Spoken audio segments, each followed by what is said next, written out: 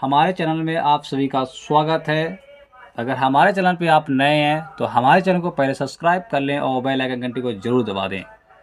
तो आज का स्टूडेंट्स टॉपिक है गुणनखंड पर कि गुणनखंड के सवालों को कैसे सॉल्व करते हैं, गुणनखंड लगाने से हमें क्या क्या फ़ायदे हैं, गुणनखंड से कौन कौन से सवाल लगाए जा सकते हैं। तो आज पहले उनके विषय में जान लें कि अगर आपको गुणनखंड करना आ गया तो गुणनखंड से आप पहले बात तो लासा के सवाल लगाना सीख जाएंगे, मासा के सवाल लगाना सीख जाएंगे। तो पहले चलते हैं, हम गुणनखंड के सवालों को सॉल्व करते हैं। ठीक है, तो पेन कापी निकाल लीजिए स्टूडेंट्स, चलते हैं हम सवालों की ओर। देखिए, तो पहले हम आपको सिखाएंगे कुछ महत्वपूर्ण चीज़ें। तो नंबर 1 महत्वपूर्ण चीज़ें हमारी हैं कि लासा से क्या क्या सीखेंगे। एक गुणनखंड से तो पहले तो हम लासा सीखेंगे सवालों को, इसका वीडियो बाद में आएगा। ठीक है, पहले सिखाएंगे हम गुणनखंड, इसके बाद सिखाएंगे लासा, और इसी के बाद में आता एक चैप्टर मासा। ठीक है, फिर इसी के बाद एक चैप्टर आएगा आपका जो वीडियो बनेगा जाकर लासा और मासा के सवालों से। ठीक है, इसके बाद इतनी संख्या तो सीख जाएंगे लासा मासा से। अब गुणनखंड के सवालों को सॉल्व करने से पहले इम्पोर्टेंट चीज लिख लीजिए। इम्पोर्टेंट चीज क्या होगी ये देखेंगे। पहली बात तो 0, 2, 4, 6 और 8 ये सदैव 2 से कटेंगी। हमारा कहने का तात्पर्य ये है कि जिसका इकाही अंक 0, 2, 4, 6, 8 होगा उसे 2 से काटेंगे। इसके बाद 1, 2, 3, 5, 6, 7, इसके बाद 9 ये संख्याएं सदैव आपके 3 से कटेंगी।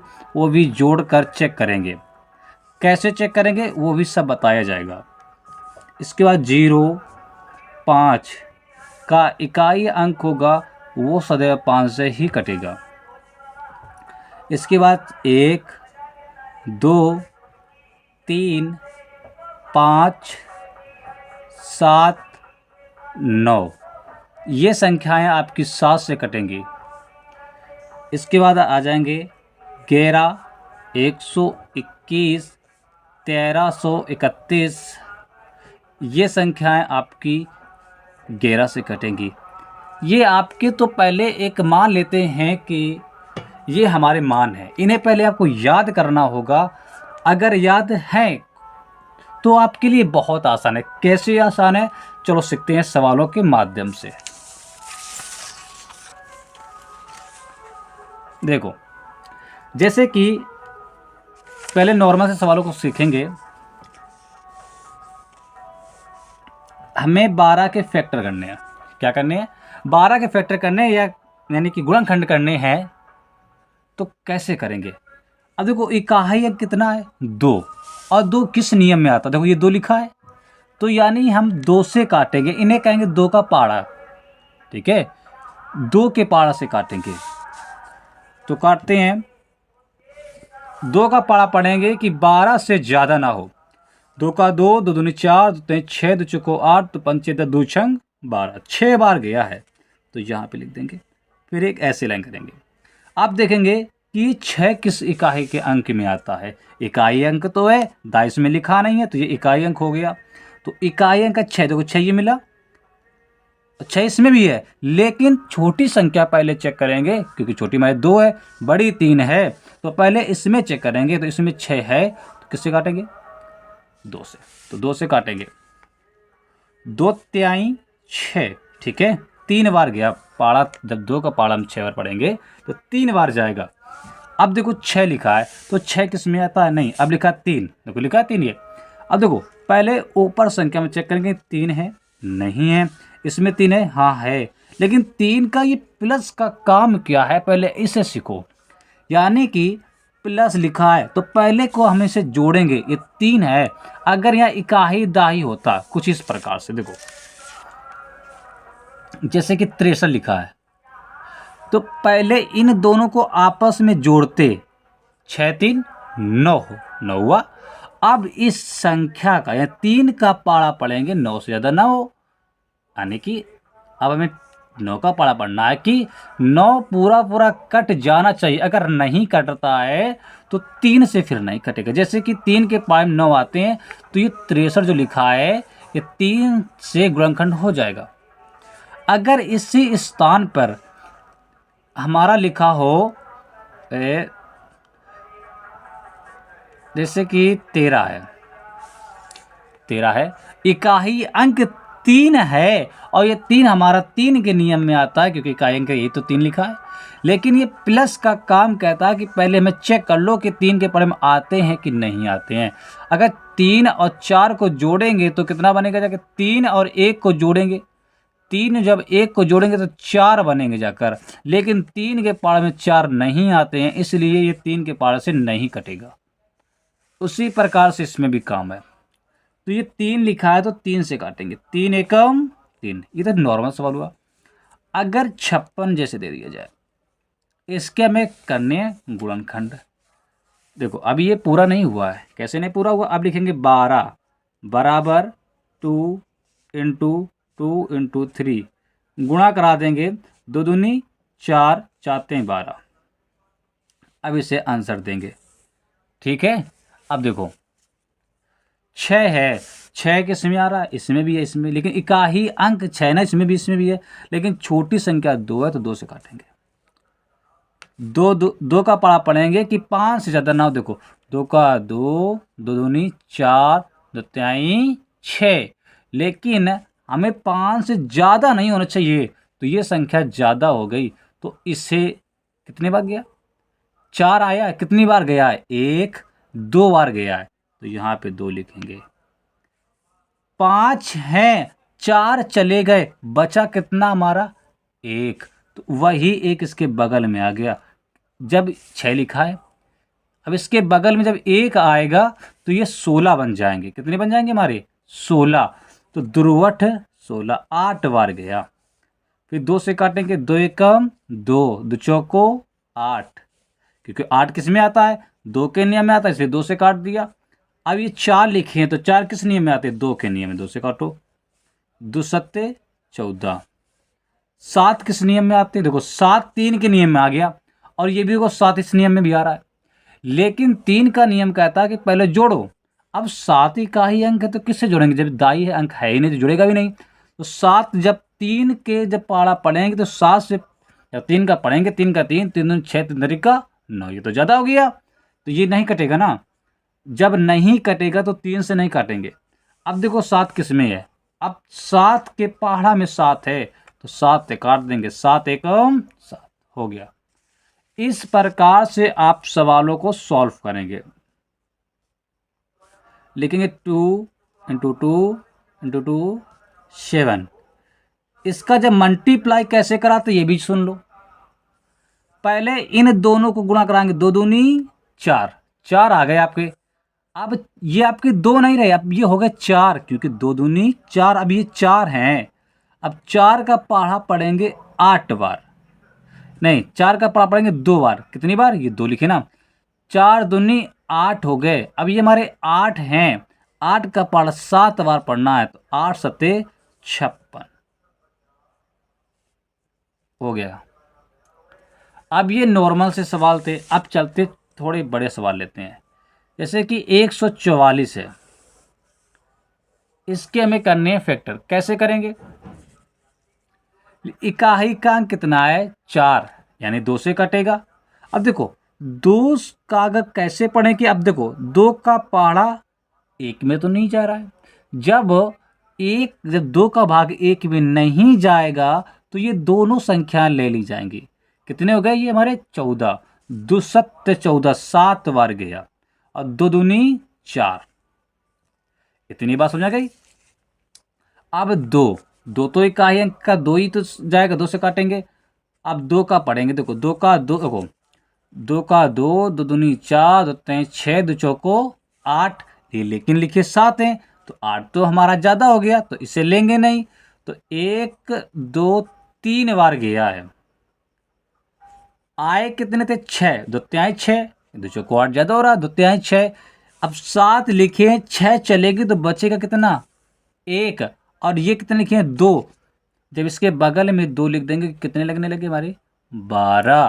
तो 2 छंग 12, ऐसे लगाते हैं सवाल। अब 2 एकम 2, ये 2 चले गए, बचे कितने? 1। यहाँ पे 1 आ गया। दुर्वट 16, 2 नवा 18। अब देखो 9।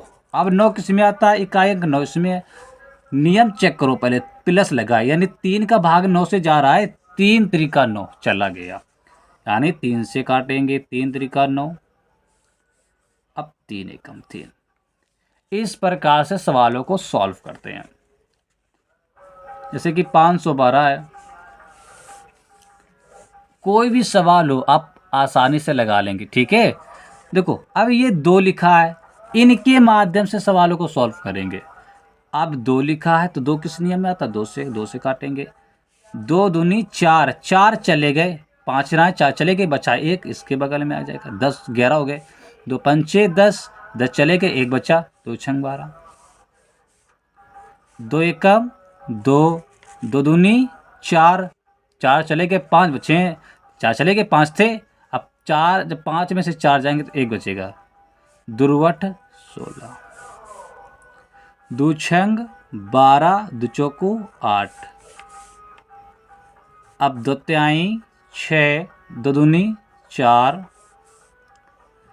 अब 2 एकम 2, 1 बचा, 2 छंग 12। दुर्वट 16 8 बार गया, 2 चौको 8, 2 दूनी 4। अब 2 एकम 2। अब देखो ये तो हमने सिखा दिए नॉर्मल वाले।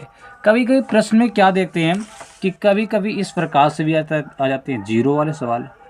इन सवालों को अधिकतम नहीं लगा पाते हैं कि ये 0 0 है तो इसे कैसे काटेंगे। घबराना नहीं, देखो 0 किस नियम में आता है? या तो 2 के नियम में 0 आ रहा है, या तो 5 के नियम में आएगा। अब कुछ लोग क्या करते हैं, कुछ स्टूडेंट्स ये करते हैं कि 5 से काट देते हैं क्योंकि उससे आसान होता है, लेकिन ये गलत है।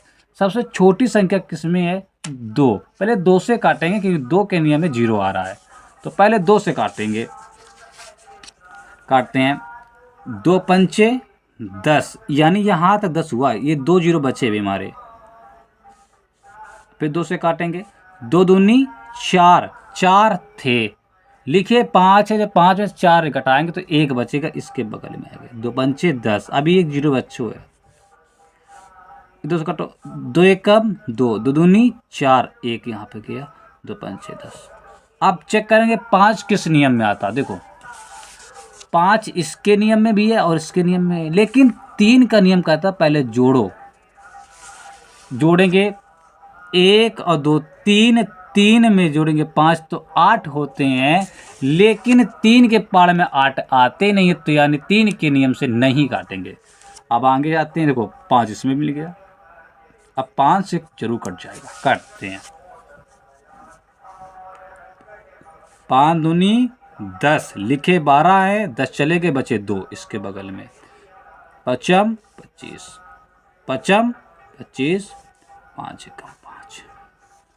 अब तो आप समझ में आ गया होगा, तो आप इन सवालों को आसानी से सॉल्व कर सकते हैं। इतना तो अब पता चल ही गया होगा कि कौन सी संख्या किस पहाड़ से कटेगी।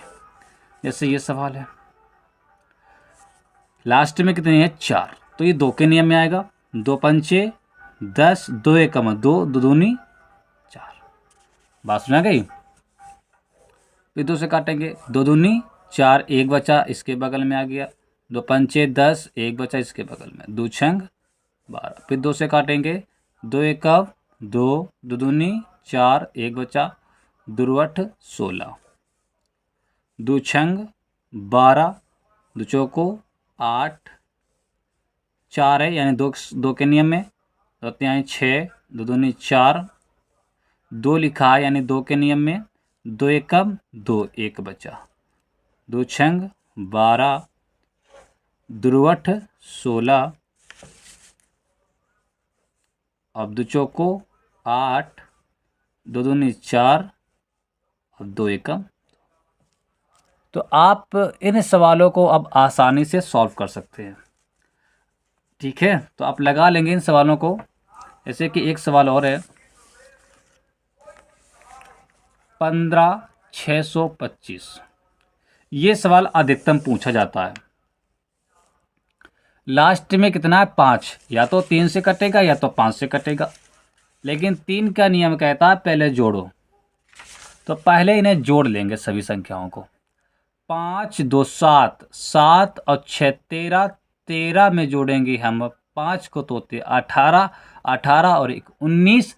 3 के पाड़े में 19 नहीं आते हैं तो 3 से नहीं कटेगा, तो 5 से काटेंगे। अब 5 तिहाई 15, 5 एकम 5 है, अभी 1 बचा इसके बगल में, आगे 12 हो गए। 5 दूनी 10, 2 बचे इसके बगल में गए, तो 5 25। फिर 5 से काटेंगे, 5 छका 30, 1 बचा 12 हो गए। 5 दूनी 10, 2 बचे, 5 25। 5 से काटेंगे, 5 एकम 5, 5 दूनी 10, क्योंकि 2 बचे थे ना, अब 2 अब यहाँ गए 2, 5 25। देखो 5 एकम 5, 1 बचा तो यहाँ गए 12, तो 5 दूनी 10 बचे 2, बगल में गए 5 25। फिर 5 से काटेंगे, 5 दूनी 10 बचे 2, 5 25।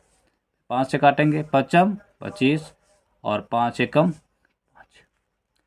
इस प्रकार से आपके सवालों को सॉल्व किया जाता है। तो आज का वीडियो इतना ही। तो हमने आपको सिखा दिया कि गुणनखंड के सवालों को कैसे सॉल्व करते हैं। अब मिलते हैं आपसे नेक्स्ट वीडियो में। ठीक है स्टूडेंट्स। तो अगले वीडियो में हम आपको सिखाने वाले हैं एलसीएम और एफसीएफ के सवाल कैसे लगाते हैं।